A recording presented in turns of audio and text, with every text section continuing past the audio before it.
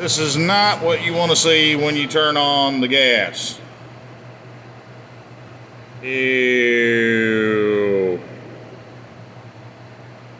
Alright, gang. We finally made it back here to the temple after all of our running and rat killing that we had to do this morning. A couple things I want to show you guys real quick before we dive into the teardown on this HSR flat slide clone carb, okay? Check these out. Y'all remember these from Harbor Freight? Yeah, these guys right here. And his buddies. Now, I got to looking at these a while back. Now, these are made as predominantly electrician's pliers. That's why they mostly come with flatheads, and there's only 2 Phillips heads in the whole set. But the way they're ground, that's what makes these unique, okay? Let me grab a couple of these and I'll show you. All right, let me try to get you guys a little bit of a close-up on these here, okay? Okay.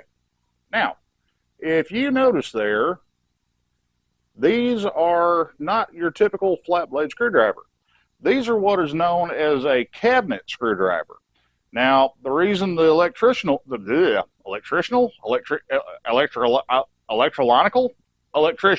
yeah, Sparkies.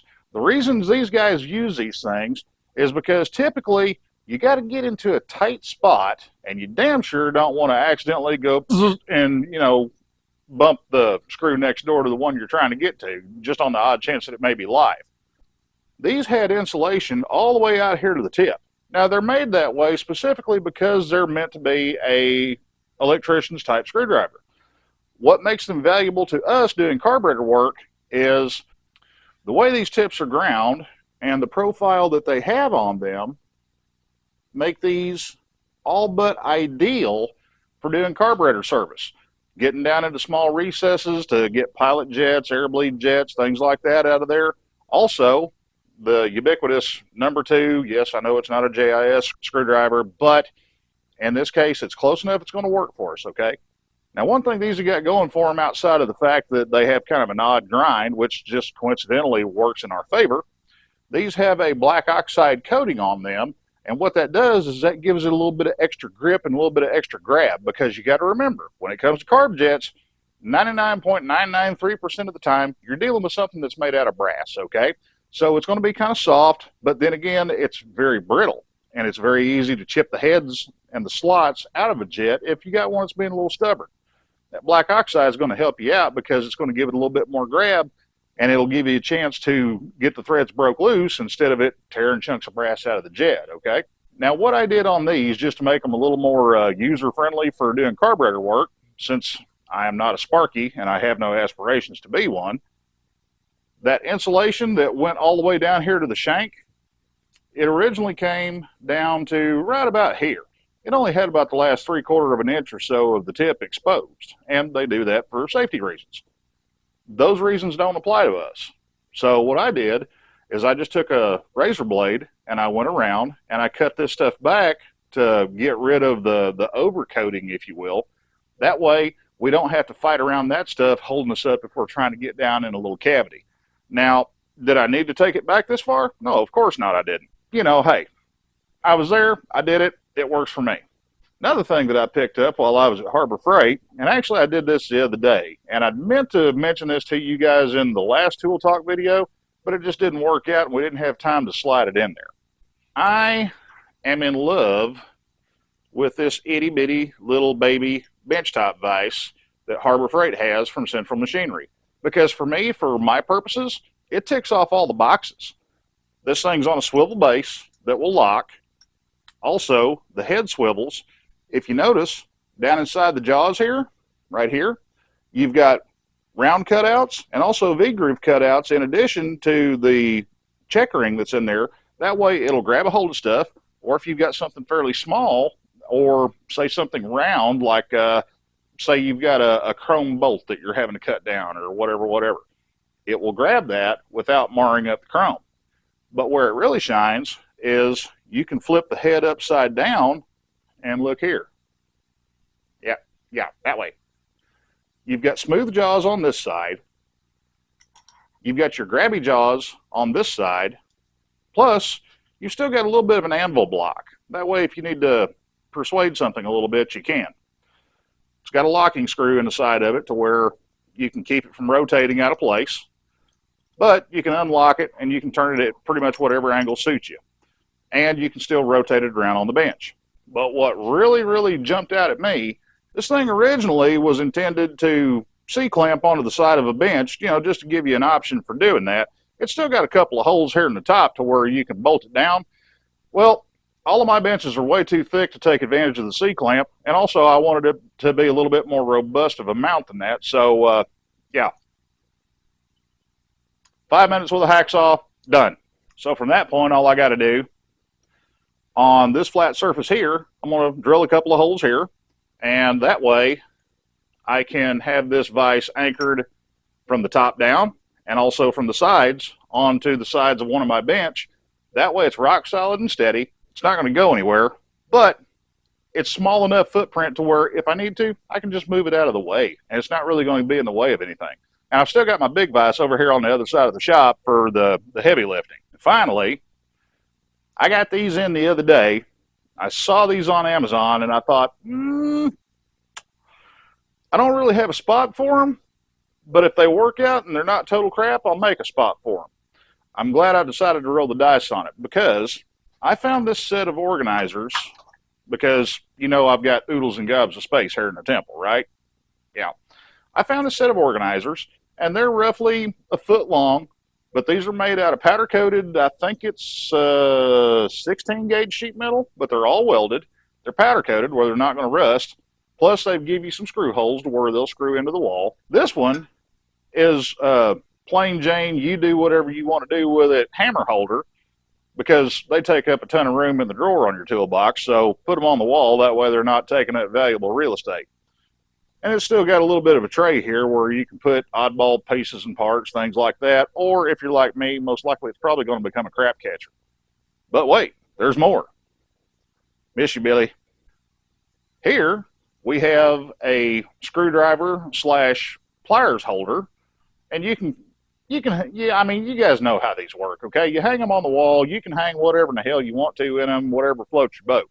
But in addition to that, this set also came with this screwdriver organizer, and if you look real close, this is actually 2 layers here. It's top and bottom.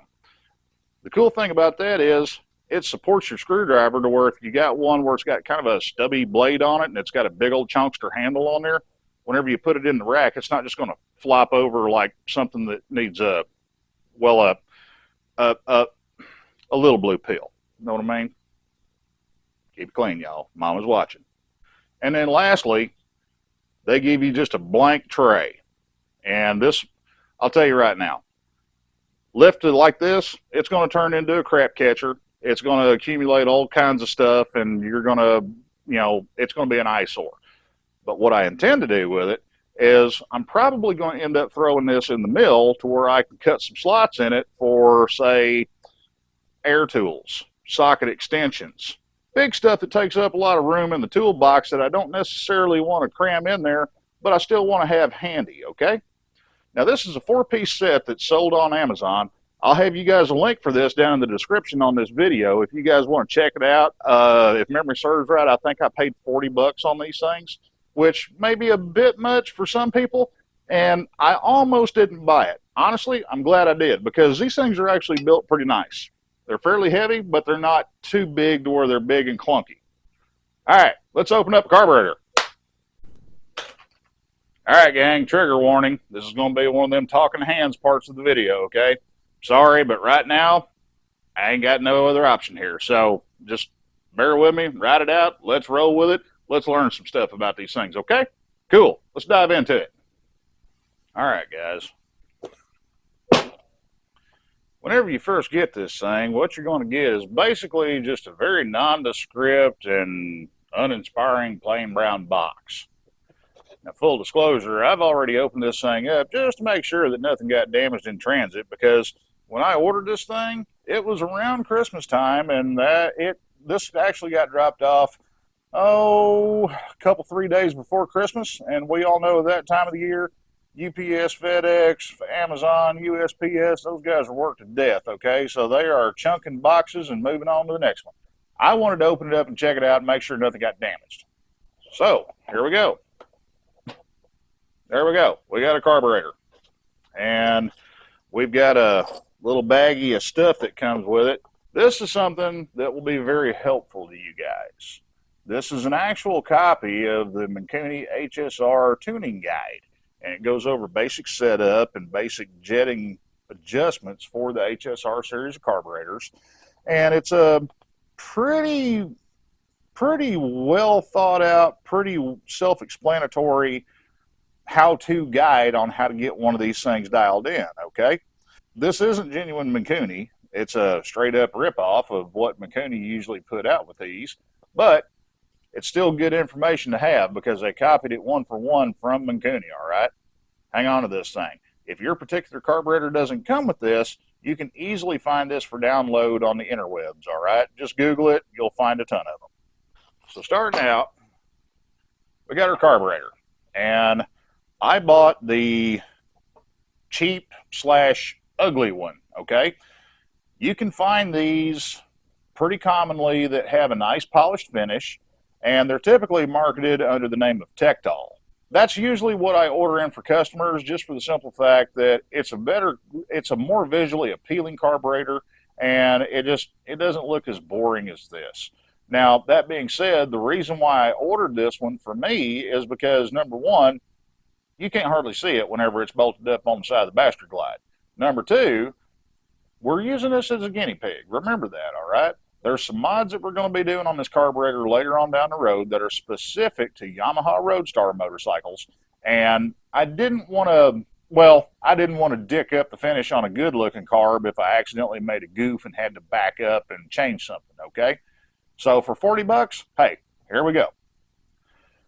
Now, starting out, whenever I break one of these things down, I'll go ahead and take the vent lines and the overflow line and all that stuff off of them. Let's go ahead and let's take this idle speed adjustment cable out just to get it out of our way to where it's not snagging on stuff, okay? So I'm going to take this guy, and the threads on this are very fine, so it takes a little bit to get it out of there. Take that, we're going to set that right there. I'm going to go ahead and take that vacuum cap off there because I'm going to replace that. The Chinesium vacuum caps that comes on these things, I do not trust them. I've seen them fail very quickly, and I've seen them fail very regularly. So do yourself a favor. Go ahead and 86 this thing right off the rip. Get something that's a known quantity on there. Preferably a silicone vacuum cap. You can find those on Amazon as well. I'll have you a link in the description for those because they deal with the heat way better than a rubber cap ever will. And also, they do not break down from sun exposure or exposure to fuel, things like that. They're pretty bomb-proof. The big thing is on the silicone, they don't soften whenever they get hot, and if you have a sneeze where it pops back through the carburetor, it won't get blown off. First things first, let's pull the bowl off of this guy. We're going to take our number 2 screwdriver, and it might help if I turn the carburetor right side up. Yeah, that's a good fit in there. Man, whoever bolted that thing in there ate their Wheaties that morning. Now, y'all seen me do this 100 times. I usually use a cordless tool of some type for doing this. I'm not doing that right now because I want you guys to see the process. And also, if you're unfamiliar with using a, say like a impact driver or something like that, I really don't recommend you do this until you get extremely comfortable with using a tool like that. That way you don't accidentally break something from over torquing it or end up beating your screws up.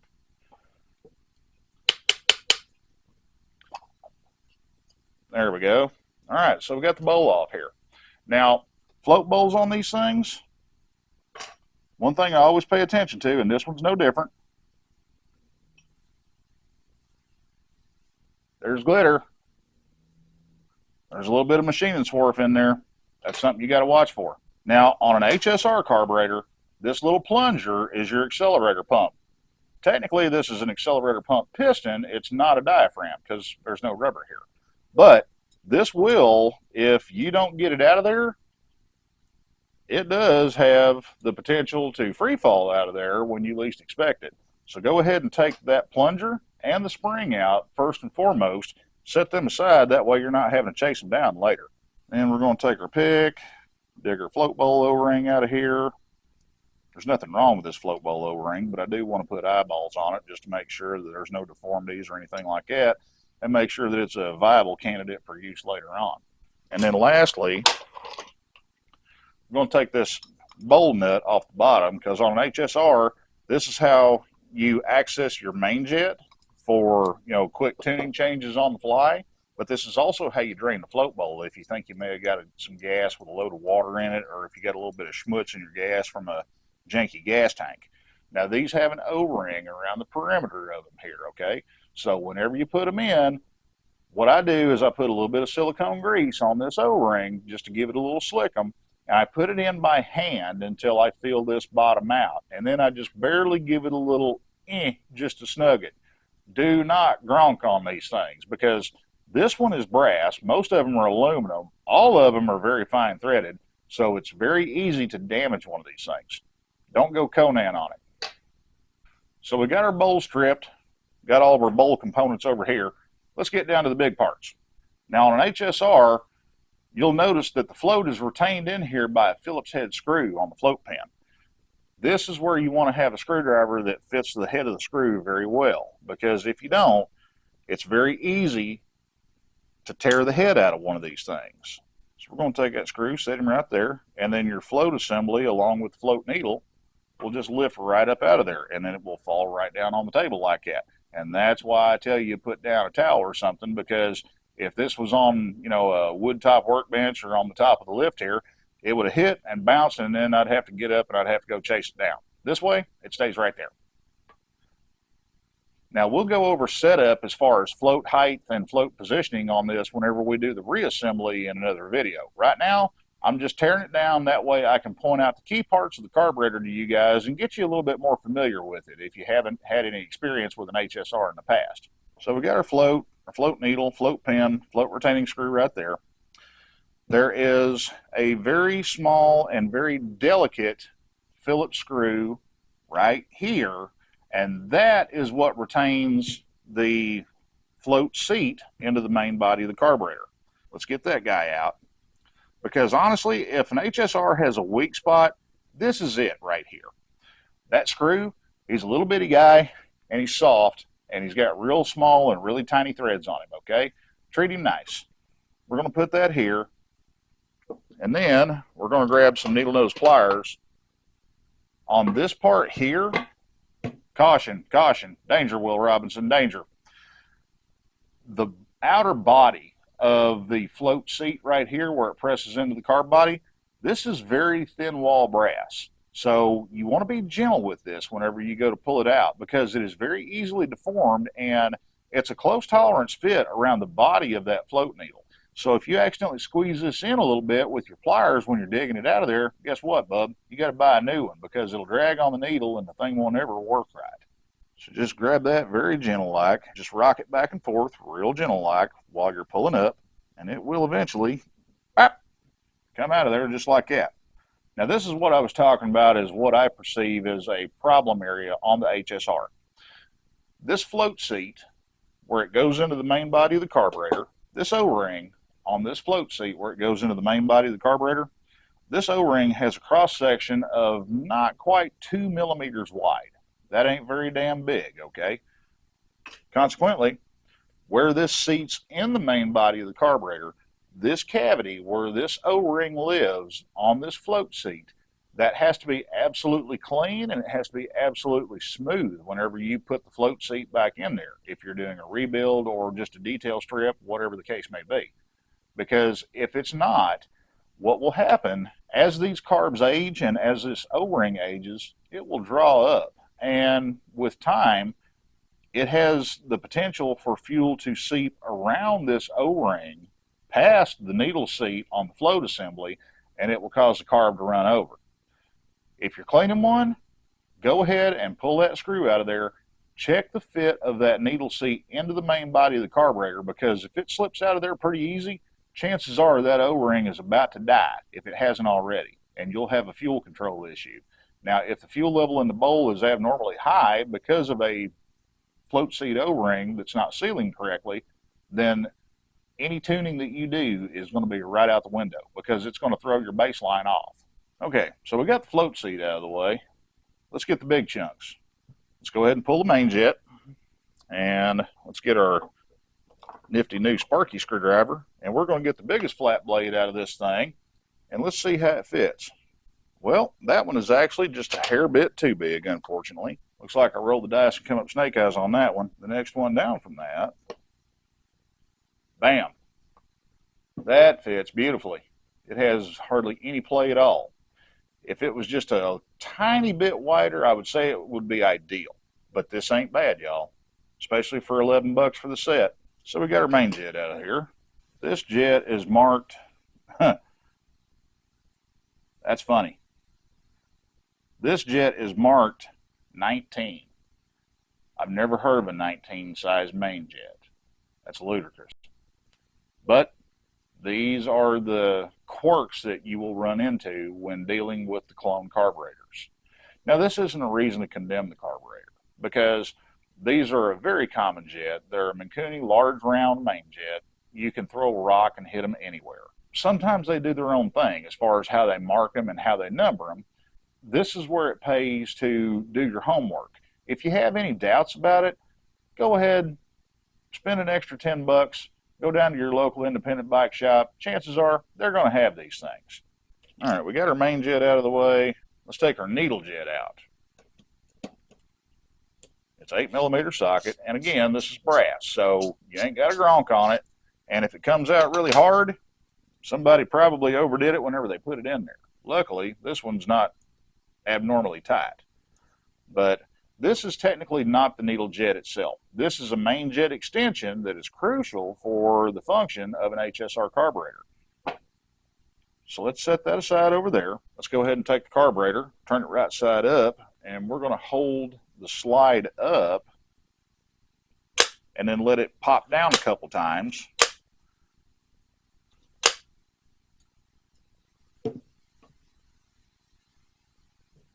And there's our needle jet. And also, there's a handful of glitter that come out of the inside of the main body of the carburetor on this thing. Remember, y'all, I paid 40 bucks for this thing brand new. This is where it pays to be diligent about inspecting the carburetor before you try to strap it on the motorcycle, okay? Now, again, these are 100% cross-compatible with the standard production Mikuni needle jets, main jets, jet extensions, jet needles, pilot jets, yada, yada, yada. I have yet to come across one of the clone HSRs that was not 100% cross-compatible with genuine Mikuni parts. Let's go ahead and take our pilot jet out, right like that. I'm going to lay him right there. Let's see if we can see a marking on this thing.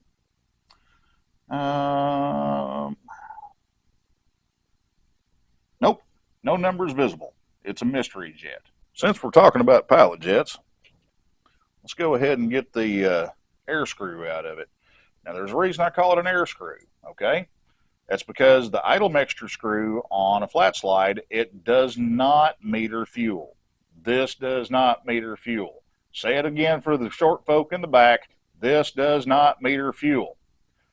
What this does meter is this controls the amount of bleed air that comes into the carburetor on the inlet side through this port right here. The more bleed air you allow through the carburetor, the leaner across the board it's going to be on the pilot circuit. As an opposite of that, the further you turn this screw in, the more that bleed air is going to be restricted, and the richer it will idle. Because keep in mind, guys, don't forget, the pilot jet is always in play on an HSR. From idle to wide open throttle, it's always there, and it's always contributing to the total fuel load. And that spring does not want to come out of there. Why don't you want to come out of there? It's odd. Something has that spring hung up there right good and well. Never fails. The old sheetrock screw trick works like a champ. Just be very careful whenever you put it in there. Do it by hand. Don't use a screwdriver on it. But you can put it in there, give it a little twist, and it'll grab that spring right quick and pretty. And one thing I want to point out here, the fuel inlets on HSRs, they swivel. And they do that to accommodate for different installations and different needs. Typically, I try to have these things pointed uphill. That's not an absolute rule. You don't have to do that. That's just personal preference. Now, these seal up in the side of the carb body with a couple of O-rings on the length of them where they slip into the cavity here. And these are not a high wear item. It's very rare that I ever see one of these things leaking from here. But considering the amount of metal shavings I've already found in this carburetor, it would behoove us to go ahead and pull this thing out in the sake of covering our ass. So that's exactly what we're going to do right now. Screw the little retainer here and give it a little twist and tug, and it'll pull right out of there. A little bit of silicone grease on these O-rings does not hurt whenever you're putting these in there. That way it keeps the O-rings from rolling over and getting pinched and creating a leak. Okay, so that's everything out of the bottom of the carburetor, right? Wrong. Still got one more thing, and this is one thing that's kind of unique to the HSR and one advantage the HSR has. If you look down here in the throat of the carburetor, that little brass tube that pokes up at about 5 o'clock, that's the discharge nozzle for the accelerator pump. Now the cool thing is these come in different sizes. So not only can you tune the volume of pump shot, you can tune the duration or the length of the pump shot. It gives you more flexibility in your carb setup. Now, these just push in here, they don't screw in, and you can just take your finger and push, you can just take your finger and push against it, and once that itty bitty little O-ring clears the body of the carburetor, it's probably going to launch itself into orbit if you got big chunkster fingers like I do. These will be marked. These are supposed to be marked. This one is not marked. So we're going to have to take the gauge wire and we're going to have to figure out how big this thing is. Typically, these things come with a number 70 squirter jet in them. That's not an absolute rule, but that's usually what I see. Now, for Harley stuff, unless you're putting this on an 883, which would be a bad idea because it's a hideously big carburetor for an 883, the 70 is going to work for you just fine. In my Roadstar, that's not the case, but we'll touch on that later on down the road. So there is our accelerator pump jet. Now we got everything out of the bottom of the carburetor body. Let's go upstairs. We got to work the top half. Now I want to point something out here to you, okay? When you've got the needle jet and the main jet and all that out of the carb, be very careful down here on the bottom of the casting, because if you look, you can see the bottom of the jet needle is poking out about a 3/8 of an inch from the bottom of the carb casting. You want to be careful and make sure that you don't bang that thing against something and bend it. Now the third screw on the carb top on an HSR is a countersunk screw, and Mikuni does that for clearance reasons. Also, they use a paper gasket on the carb top. So sometimes you got to give them a little bitty donk with a hammer, or not a hammer, that would be bad. No, not a hammer, dummy. Sometimes you got to give them a little bit of a donk with the handle of a screwdriver, just to break the stiction from the paper gasket. Now in this case, this throttle cable tower, it's moved over just enough where it's not letting me get that carb top off all the way. Now, most of the time, this is never an issue, but this is probably bent just a little bit too, because I know it's slightly out of line. We're going to take a small flat blade screwdriver. There's a very thin sheet metal locking tab on the screw that holds this throttle cable tower to the carb body. We're going to take our flat blade and we're going to bend that back. That way we can get a socket down on there.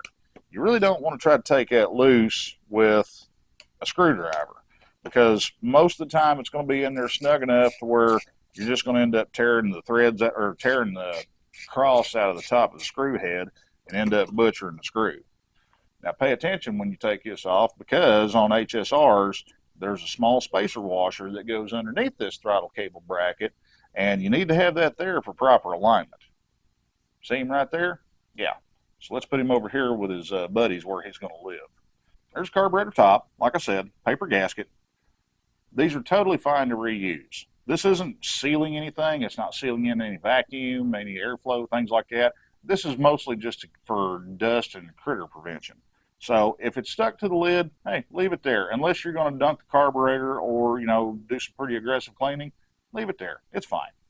Now on the inside here, you'll have a small flathead threaded stud with an O-ring on it that just sticks up. For all intents and purposes, I leave this here. What this is this is part of the adjustment for the accelerator pump circuit. This is the over travel screw. This controls when the accelerator pump stops adding additional fuel when you give it a hard throttle dig. Typically, I'll set these up to where the accelerator pump shuts off right at or a little bit before you get to half throttle. Now, this brings up a good point and something I forgot to mention earlier. Once you take the float bowl off, the only thing holding this accelerator pump rod in here is this little rubber grommet. So go ahead and slip that thing out of there, set him aside. That way nothing happens to it and it doesn't get lost and fall out on you when you least expect it. Just be real gentle and pull that little rubber grommet out of there. Lay him over there too. That way you can keep them all together. So the only thing we got left inside the carburetor on a normal tear down for cleaning and rebuild is going to be the jet needle itself. Now, the easy way to access that on an HSR when you got it off the bike and you're holding it in your hand, but you can snake your screwdriver down in there, and you don't take this screw all the way out. Just back it out about a turn, turn and a half, because if you look down inside there, you'll see this little sheet metal shepherd's hook looking affair that's underneath the screw. And what that does is that comes over and that retains the needle in the top of the slide. Now we take a pick, make sure that's moved off to the side and out of our way here.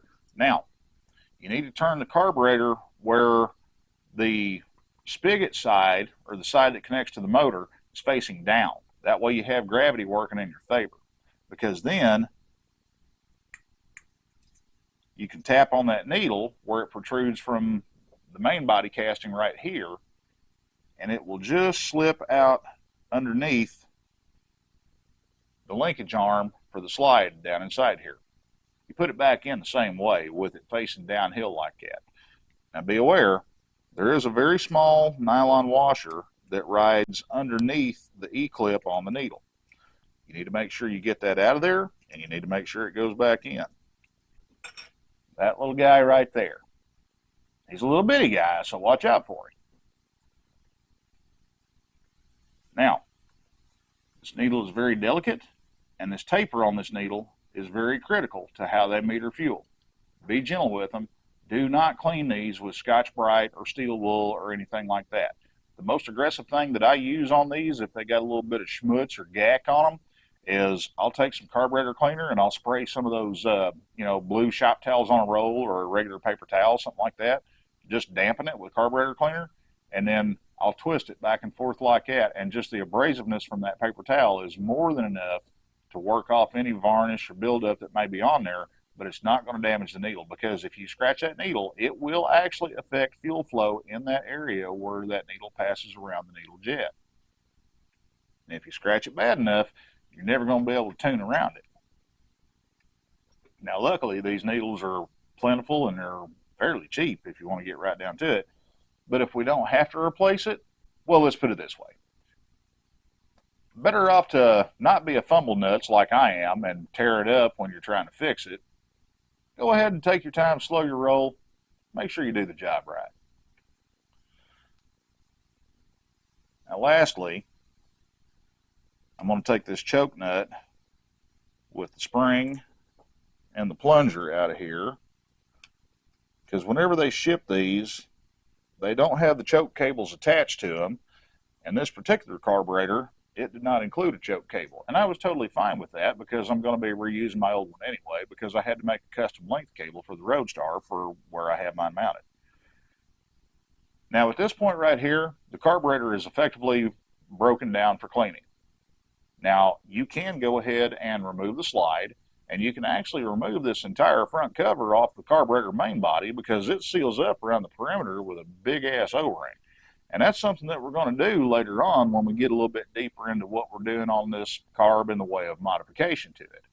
But for your average clean, rebuild, and tune service, this is the point where I would advise most people to stop unless you have a valid reason for going any further.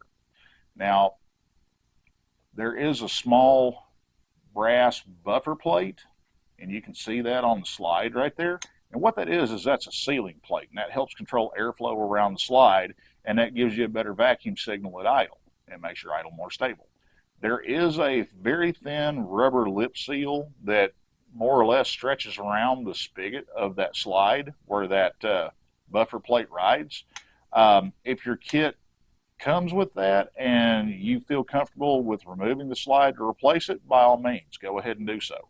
At this point, it's very easily done because all you have to do is take this E-clip here out of the link pin that lifts the slide up from the throttle arm here. You can see that little guy flipping up and down. You take that E-clip off, you slide the pin out. There's a nylon washer here just for rattle control. You need to make sure you keep an eye on him. And then you fold this locking tab up and you take that Phillips screw out to where this arm can rotate up and back to give you clearance. And at that point, the slide will lift right straight up out of there. And there you have it. You got a naked ass HSR carburetor. Now, obviously, we're going to get deeper into this carburetor as we progress through this series, and I'm going to go over what modifications we make and, more importantly, why we're making them.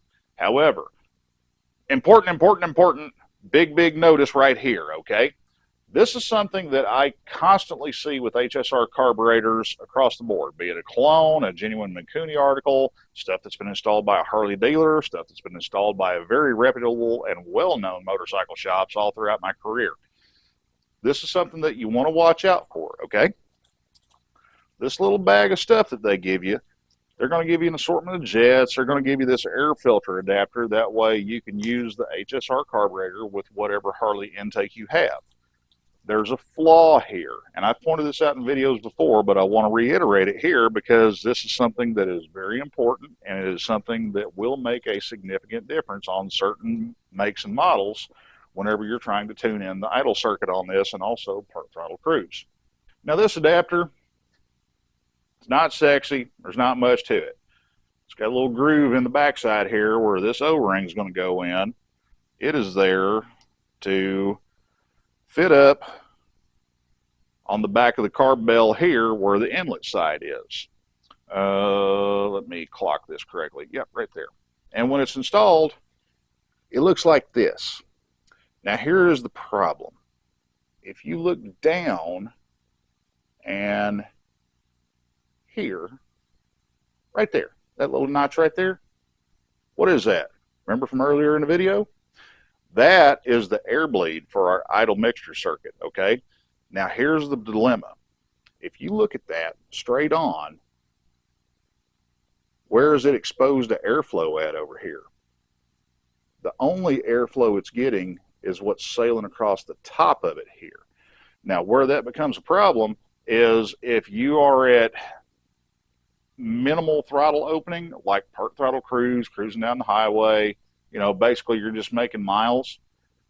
What will happen is that airflow going across the top of that cavity, with that cavity being partially blocked like that, it actually creates a Venturi effect, and it will actually start fuel moving backwards through the carburetor.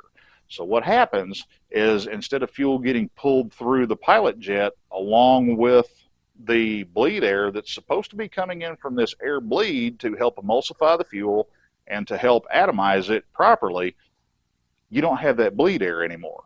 But you still got vacuum pulling on the pilot circuit. So you're pulling a lot more fuel than what you think you are through the pilot jet, and in certain cases, it can actually move fuel backwards through the carburetor, and it will actually start pulling raw fuel out of this air bleed right here in the mouth of the carb. At that point, forget about trying to tune it because the air-fuel ratio is going to be all over the chart. At that point, you basically have a unmetered and unregulated fuel leak that you can't account for. So every single one of these that I do before I even put them on the bike, take that adapter, lay it up there, get it indexed where it's aligned with the holes in your air cleaner assembly. What I'll do on these, if you notice, there's a flat spot on one side of that adapter, and that indexes with the vertical side of the right-hand side of the carb body. That's your alignment mark. What I'll do is I'll take a Sharpie and I'll mark out either side of this little channel here. I'm sorry, it's kind of hard to see in the video. And whenever I do this in the next installment of this video, I'll retouch on this just so you guys are aware and you can get a better idea of how I do it. But I'll mark this out and I'll grind a very gentle, very shallow V groove in that to allow unrestricted airflow, a clean and clear access path to that air bleed. That way we don't have the tuning problems on the pilot circuit that this obstruction creates. This problem's been out there since day one, and I never hear anybody make any mention of it, but it will make a significant difference on how the pilot circuit tunes in on the carb and also how low throttle opening will behave on the bike whenever you're running up and down the road. Oh, shit! I forgot to remind y'all. If you look down here in the description, there's a link to my Patreon. That is where you guys gain access to the super duper extra cool brand ass new Joe the Mountain Jedi Temple Discord server. That's where we got everybody gathering, if you will, to build our knowledge library, because we got a lot of members over there. We're taking more on every day, and the thing is, it's a cool place to be. I mean, I'm not just saying that because it's my Discord server. It really is. We got some awesome folks over there. That may seem like a slightly shameless plug. Here's the caveat to that, okay? You got to go through the Patreon to be able to get the Discord server link, okay? The reason we're doing that is to be able to continually update our member map. And that is to assist people that may be traveling or people that may be having a technical problem that they can't quite get their head wrapped around. Hey, put it out there in the Discord. Say, hey, here's what I'm struggling with. Whoever may be in your area, they can reach out to you. You guys can connect. It's people helping people, all right?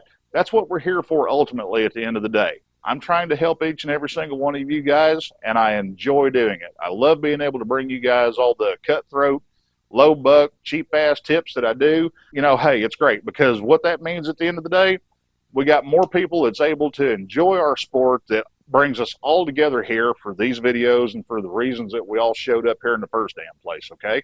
So let's help one another out. Let's grow that knowledge base. Let's get out there, help each other, enrich each other. Let's get out and ride, folks, because that's what motorcycles are built for. They're not meant to be a show pony, and they damn sure ain't meant to be a museum piece. Get them out there and get them moving, because that's the way it's supposed to be. Oh, anyway, y'all, rain's coming down, but not all in vain. We learned a few things here and there about some ways to save you some money. Also, we learned a few things about HSR carburetors, and we damn sure ain't done with that, okay? Stick around. That's going to be a multi-video series, and we're going to, if you think we opened this thing up now, guys, y'all ain't seen nothing yet, okay? Just remember, till I see you next time, I love you, and I'll catch you on the flip side, okay?